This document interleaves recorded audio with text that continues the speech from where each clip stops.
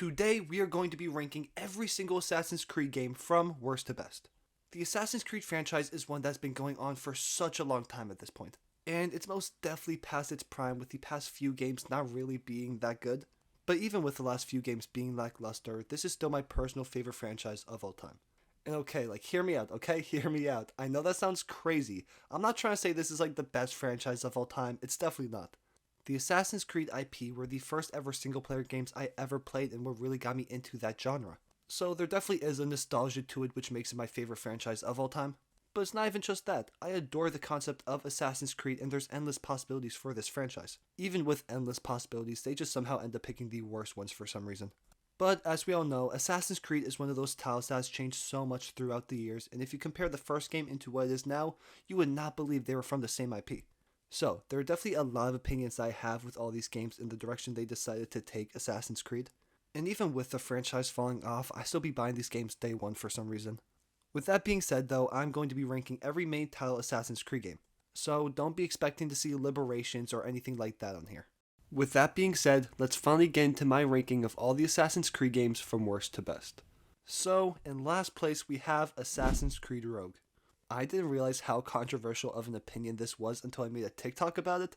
People were flaming me for putting Rogue last, but in all honesty, I just really don't like this game too much. But by no means is this game terrible, it's just extremely average to me.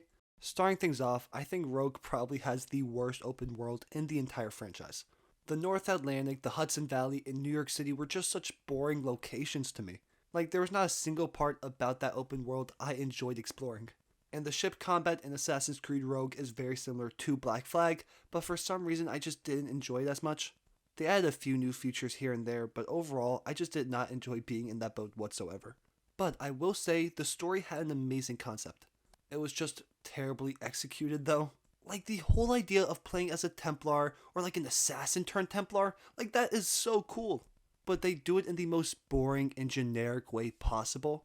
They make the assassins be absolute idiots in this game, and it's obvious why Shay left them.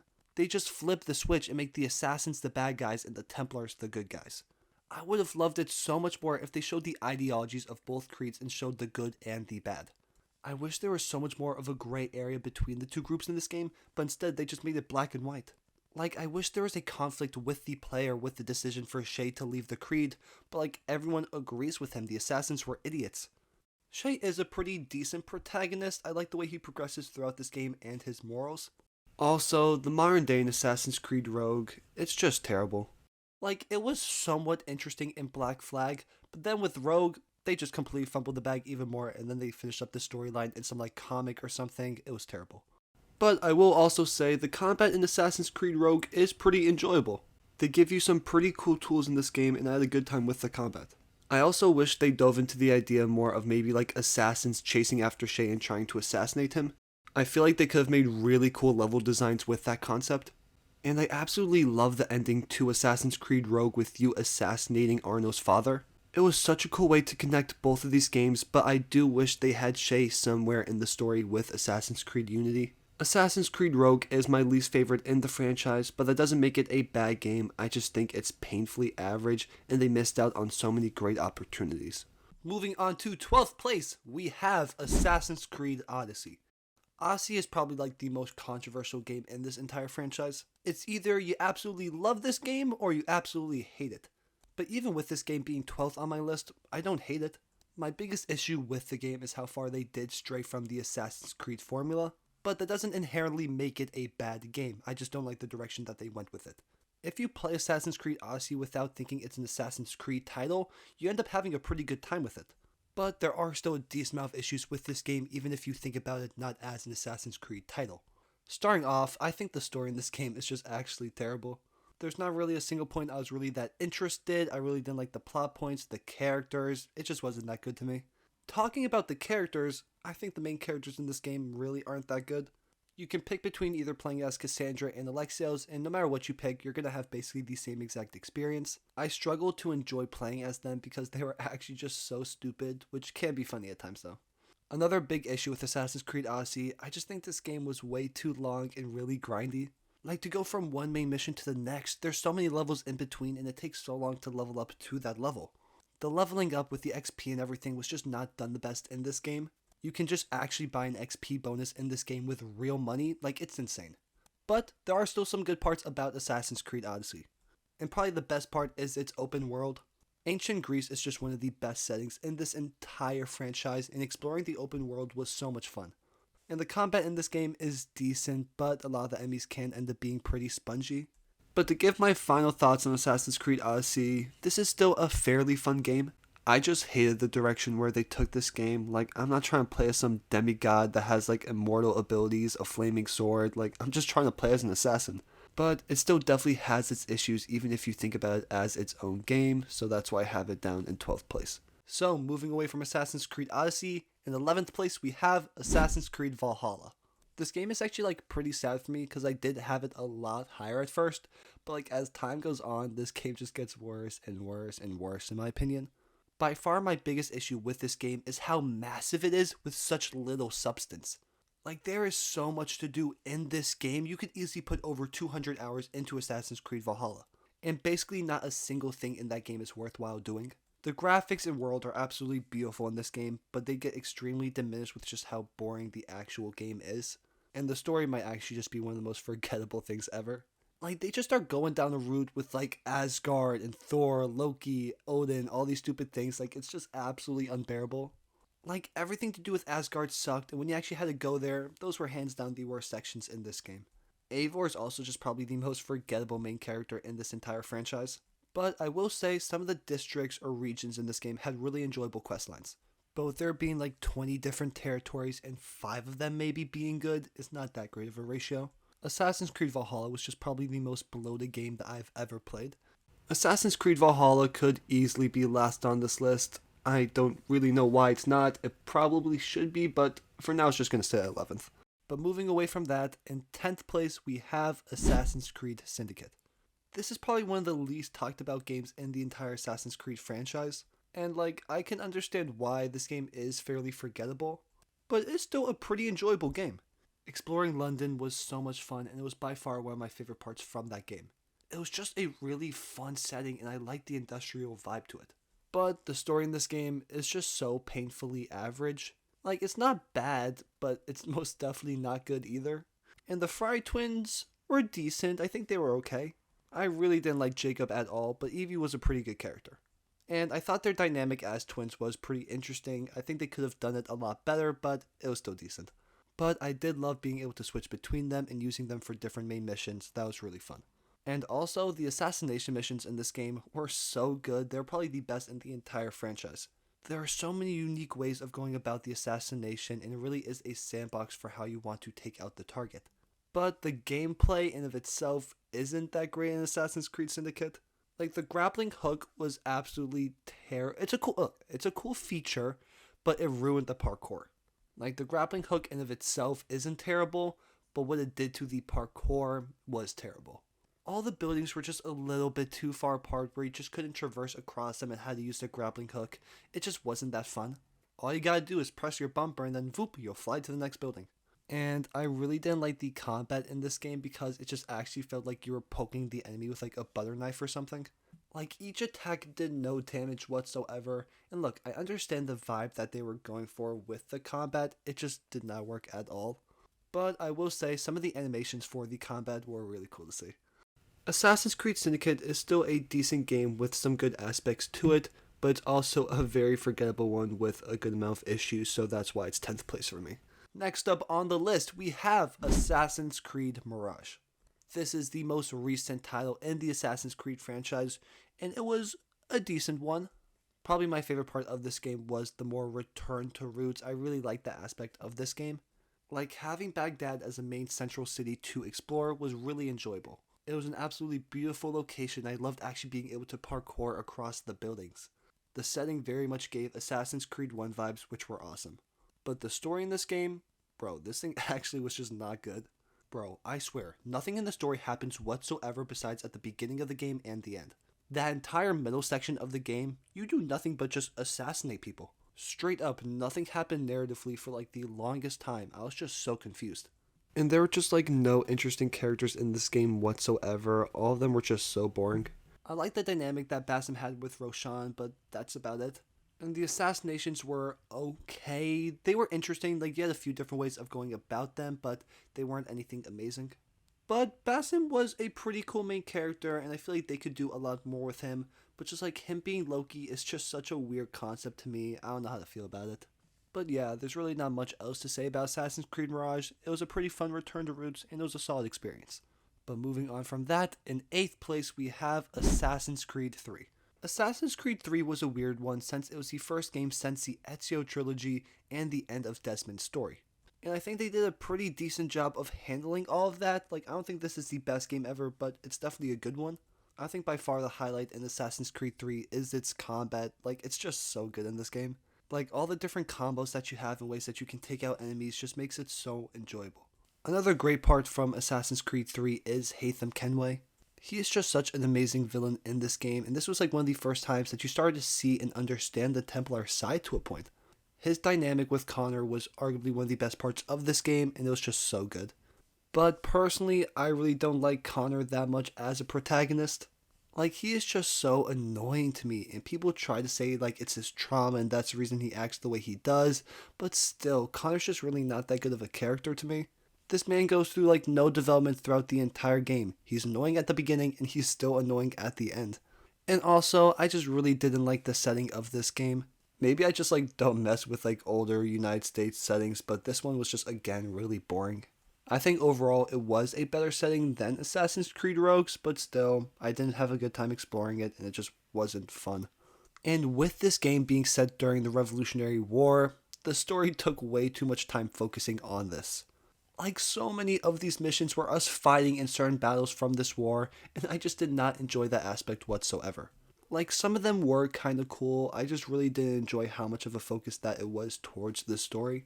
But I'll end off on a positive, and the modern day in Assassin's Creed 3 is just really good. Going on these missions with Desmond was so cool, and you really felt like an assassin in the modern day.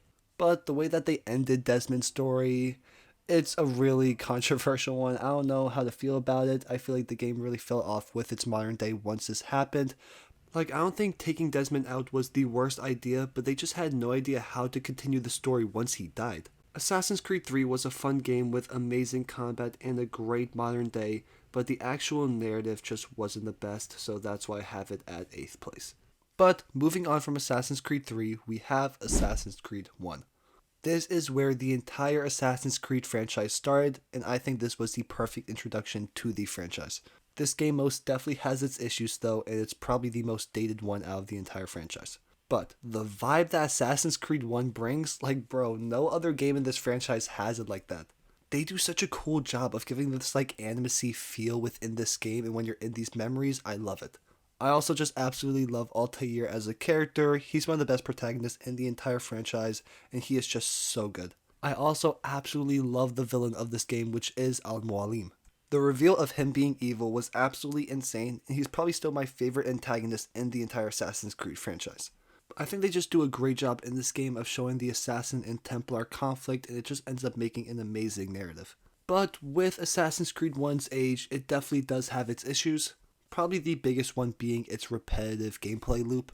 Like, oh my gosh, bro, like, all you do in this game is collect information, assassinate, collect information, assassinate. You do it like 10 times. And there's no other types of gameplay or anything else. That's all you do in this game. And also, with Assassin's Creed 1 being old, the gameplay just really isn't that great. It's not a bad gameplay system, it's just definitely annoying at times because of its age. But last thing I will add on Assassin's Creed 1 is that its modern day was just unbelievable. I know for some reason a lot of people don't like the modern day in Assassin's Creed, and I just don't know why. The modern day was unbelievable when Desmond was in this game. Especially with Assassin's Creed 1, they do such a good job of keeping this mystery and everything revolving around the Animists, the Templars. It's so good. It was by far one of my favorite parts from this game. Assassin's Creed 1 was the thing that started it all, and I absolutely love this game, but there are just too many flaws with it for me to put it any higher. But let's move on to the next game, and in 6th place we have Assassin's Creed Unity. From here on out, these are the games I consider to be great in the Assassin's Creed franchise. Starting things off with Assassin's Creed Unity, I feel like we all know what I'm going to say is probably its best part. It's easily its parkour. The parkour in Assassin's Creed Unity is just unbelievable, and it's hands down the best in the entire franchise, and since then, it's just fallen off horrifically. Another great part about Assassin's Creed Unity is its combat. It's definitely a different style from what we were used to up to this point in the Assassin's Creed franchise, but I still really enjoyed it. And also, Paris is just such a beautiful setting, and even for the game being made in 2014, it's arguably still the best looking game in the entire franchise. And also, the side content in Assassin's Creed Unity is really good. And it's only great if you exclude all the collectibles. There's actually an ungodly amount of collectibles in this game. It's insane. And the first half of the story in Assassin's Creed Unity, it was amazing. But the second they took out Bellic, the story fell off a cliff. The first half was amazing. I'm like, yo, this could be one of my favorites in the entire franchise. And then the second half, I'm like, wow, they just bombed the story. They tried to introduce Germain as the main villain, but just did not work whatsoever for me. Bellic should have stayed the main villain for this entire game. And I think we all know with Assassin's Creed Unity, it had a horrific launch. This is just hands down one of the most well-known terrible launches in gaming history. This game was borderline unplayable when it first released. But once they fixed everything up, the game runs amazing now, and it's unbelievable. Assassin's Creed Unity had the potential to be my favorite game in the entire franchise, but the second half of the story is just really what makes it fall down on this list for me. But after that, we are finally moving into my top 5, and starting things off with my number 5 spot, we have Assassin's Creed Revelations. I love Assassin's Creed Revelations so much, and probably the biggest reason because of that is that I think it's the perfect conclusion to Ezio and Altair's story. I feel fairly confident in saying that it is the worst in the Ezio trilogy. But the story in this game is just done so well. I could not have thought of a better ending for Ezio and Altair. These two are basically the founding fathers of the Assassin's Creed franchise, and seeing both of them on the screen at the same time, it was perfect. I absolutely adore that part of the story, but outside of that, the story is somewhat forgettable. I don't even remember who the main villain of this game was. But I really don't feel like that was the driving point of this narrative. I feel like it was very much focused around Ezio and Altair. Having those Altair flashback missions, they were just so cool to get more depth on his character. And also, exploring Constantinople was fairly cool. I think I enjoyed the setting a lot more than other people. It's definitely the weakest out of the Ezio trilogy, but I still had a good time exploring it. But like I've said so many times already, Assassin's Creed Revelations was just the most beautiful and perfect conclusion to two of my favorite characters in this franchise. Moving on to 4th place, we have Assassin's Creed Origins. I know, it's crazy to have an RPG Assassin's Creed this high. But Assassin's Creed Origins is just so good. I feel like this was the perfect mix of old Assassin's Creed and the new RPG mechanics. Probably the main reason being that was that this story was still fairly focused around assassins, as it was the origin story of them. Well, not the assassins, but the hidden ones, but you get what I'm saying. One of the best parts of Assassin's Creed Origins was its setting. Exploring ancient Egypt was actually the coolest thing ever. Being able to climb up the pyramids and everything. That's a dream come true. That is so cool. And also, Bayek is probably my second favorite protagonist in this entire franchise bar Ezio. From the get-go, you could just tell Bayek was different from other characters in the Assassin's Creed franchise. His backstory is absolutely tragic with the death of his son, and it just creates such a good dynamic for the entire game. The story overall, though, was decent. I don't know, I feel like it could have been a lot better than what it was. The same thing with Assassin's Creed Revelations. The main villain in this game is so forgettable, I didn't remember his name before making this video. The combat in this game is also fairly enjoyable. This was definitely the biggest switch in combat that they had throughout this entire franchise, but I still think it was decent. I think all the RPG combat systems are okay. To me, hands down, Assassin's Creed Origins is the best RPG Assassin's Creed that we have gotten, but in a weird way, it was just kind of like the start of the downfall of the Assassin's Creed franchise. We are now finally into my top 3 Assassin's Creed games of all time, and in 3rd place, we have Assassin's Creed Black Flag. This game slaps, bro. This game is so good. I consider this game to be an absolute masterpiece. Black Flag is just so much fun. It arguably has my favorite open world out of any Assassin's Creed game. Having your crew sailing around, listening to sea shanties, exploring islands, it was a perfect pirate experience. And they did such an amazing job of still keeping the core Assassin's Creed feeling, but still tying in this pirate element. Like, Edward Kenway has such a beautiful character arc through this game, from the beginning just being this greedy pirate that wants money, to really becoming an assassin at the end. He has such a charm to him, and I really enjoyed playing as him and just seeing how he interacted with all these different characters. But talking about the ships again, the ship combat in this game was just amazing. For hours upon hours, I would just be in that ocean taking down ships, taking down the legendary ships. Like, it was just so much fun. And also, Black Flag just has a really good story. I enjoyed it so much.